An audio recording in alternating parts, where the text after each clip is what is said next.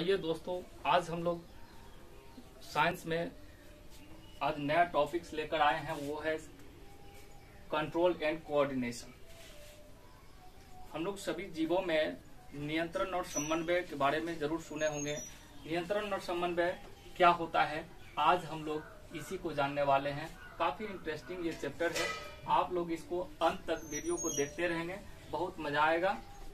और हमारे चैनल को अगर सब्सक्राइब नहीं किया है तो आप चैनल को सब्सक्राइब कर लीजिए और बेल आइकन को दबा लीजिए, जिससे कि आपको मिलते रहेंगे नए नए वीडियोस। तो आइए देखते हैं कि कंट्रोल एंड कोऑर्डिनेशन क्या होता है। तो देखिए, समन्वय और नियंत्रण दो शब्द है इसमें। तो समन्वय का अर्थ होता है तालमेल होना। तालमेल आप देख लीजिए, कभी आप किसी को आप फाइटिंग चलाते होंगे तो फाइटिंग के लिए आपको आपका ब्रेन जो है आदेश देता है आपके हाथ को कि एक फाइटिंग लगाओ, और जैसे ही हाथ को आदेश मिलता है आपका हाथ फाइटिंग बना लेता है। ये पहले फाइट बना लेता है, मुट्ठी बना लेता है, और देखिए सारा उंगली एक साथ इसमें जुड़ जाता है आपके ब्रेन के आदेश के हिसाब से। तो यही है कंट्रोल, ब्रेन का कंट्रोल हुआ इस पर कि इसको जो आदेश मिला वो इसको किया। तो ये कैसे संभव होता है, इसी को आज हम लोग जानते हैं। यही है कंट्रोल एंड कोऑर्डिनेशन। क्या ये सभी जीवों में होता है? तो हाँ, कहेंगे ये सभी जीवों में कंट्रोल एंड कोऑर्डिनेशन होता है, परंतु अलग अलग उसके मेथड्स हैं। तो आइए देखते हैं कंट्रोल एंड कोऑर्डिनेशन को दो तरह से हम लोग देख सकते हैं इसमें, कि ये रासायनिक नियंत्रण एवं समन्वय और दूसरा होता है तंत्रिकीय नियंत्रण एवं समन्वय। किसी भी जीव में हम लोग अगर नियंत्रण और समन्वय की बात करेंगे तो दो तरह से ये क्रिया चलती है। एक पहला रासायनिक नियंत्रण और दूसरा है तंत्रिकीय नियंत्रण। तो रासायनिक नियंत्रण क्या होता है?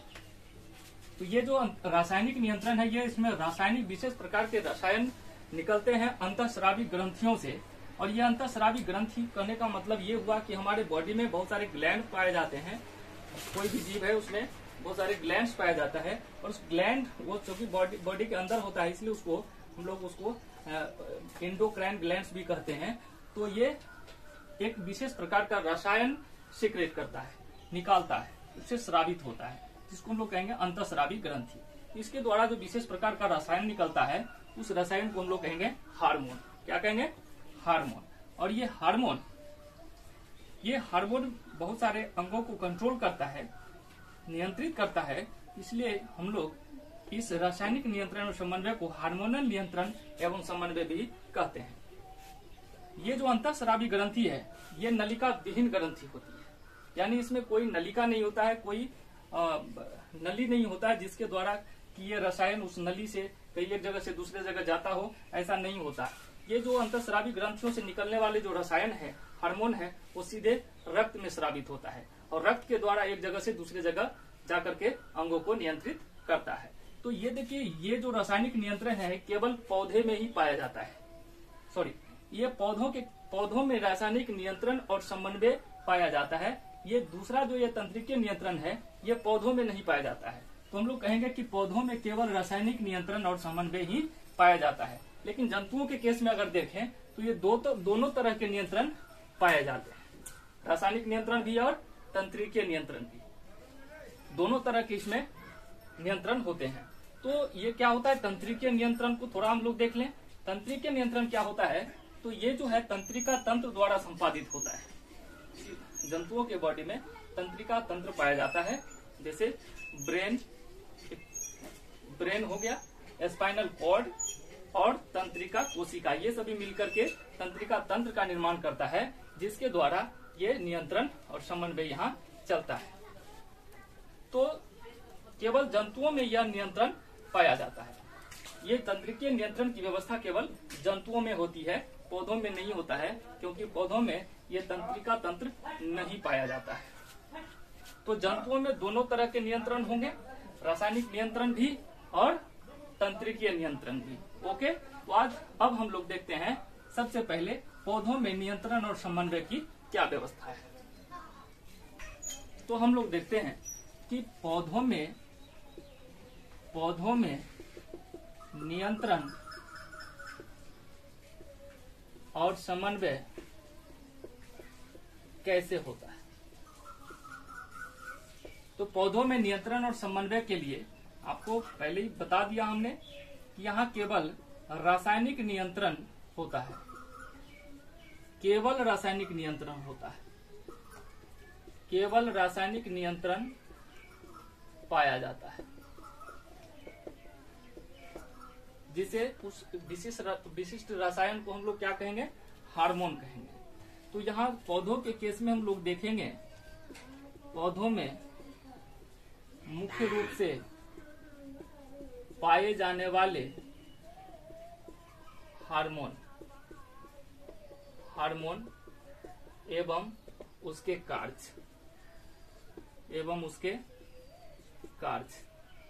तो अब हम लोग देखते हैं रासायनिक नियंत्रण कैसे होता है पौधे में। तो ये हार्मोन द्वारा होता है, और हार्मोन कौन कौन से हैं और उसके क्या क्या कार्य हैं, इसको हम लोग अलग अलग देखते हैं। पाए जाएंगे इसमें 5 तरह के हार्मोन होंगे।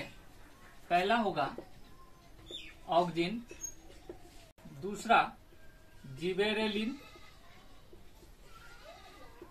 जिबेरेलिन्स, तीसरा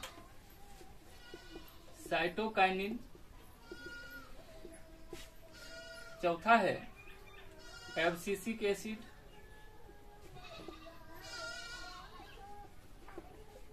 और जो 5वां रसायन है हार्मोन है वो है एथिलीन। इन 5 को हम लोग अलग अलग देखेंगे कि इसके कार्य क्या क्या है। तो सबसे पहले हम लोग ऑक्जिन का अगर बात कर लें तो ये ऑक्जिन ये स्टेम के टिप पर पाया जाता है। पौधा का जो तना होता है तने के शीर्ष पर पाया जाता है, तने के शीर्ष पर पाया जाता है, और इसका जो मुख्य कार्य है वो है तने के लंबाई में वृद्धि करना, तने के लंबाई में वृद्धि करना, ये इसका मुख्य कार्य है ऑक्जिन का। ये तने के शीर्ष पर पाया जाएगा और तने की लंबाई में वृद्धि करता है। दूसरा है जिबेरेलिन्स, ये भी तने के शीर्ष भाग, तने और जड़ के ये शीर्ष भाग में ही पाया जाता है, शीर्ष भाग में पाया जाता है, और यह भी कोशिका दीर्घन द्वारा,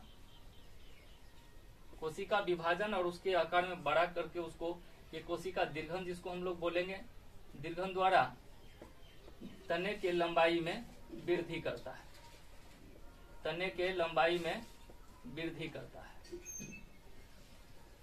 तने की लंबाई में वृद्धि करता है। देखते हैं इसमें साइटोकाइनिन। तो साइटोकाइनिन क्या है, तो ये भी वृद्धि उत्प्रेरक हार्मोन ही है, वृद्धि उत्प्रेरक हार्मोन है। और ये कहाँ पाया जाता है, तो यह भ्रूण पोष में पाया जाता है, बीजों का जो भ्रूण पोष होता है उसमें पाया जाता है, भ्रूण पोष में पाया जाता है। अब आते हैं हम लोग एब्सिसिक एसिड पर। ये देखिए बड़ा वाइटल है एब्सिसिक एसिड। ये इसका काम होता है पौधे की लंबाई में वृद्धि को रोक देना, वृद्धि को रोकना। ये इसका जस्ट देखिए उल्टा काम है। अभी तक जो ऑक्जिन और जिबेरेलिन्स कर रहा था मुख्य रूप से, उसके काम को ये उल्टा कर देता है। इसके लंबाई में वृद्धि जो हो रहा था उसको ये रोक देता है या मंद कर देता है, मंद कर देता है, पौधे की लंबाई में वृद्धि नहीं होने देगा। उसके बाद ये क्या कंट्रोल करता है, तो पौधे से पत्तियों को मुरझा देता है और विलगित कर देता है, मतलब पौधे से पत्ती को अलग कर देता है। तो कभी कभी पतझड़ होता है तो इसी के कारण होता है, ये पत्ती को तोड़ के हटा देता है, पत्ती मुरझाएगा और फिर उससे विलगित हो जाता है। तो ये हुआ एब्सिसिक एसिड का काम, वृद्धि को रोक देना और पत्तियों को मुरझा देना। ये जो एथिलीन है, ये बहुत बड़ा रोल एथिलीन का भी होता है। एथिलीन फलों में, फूलों में,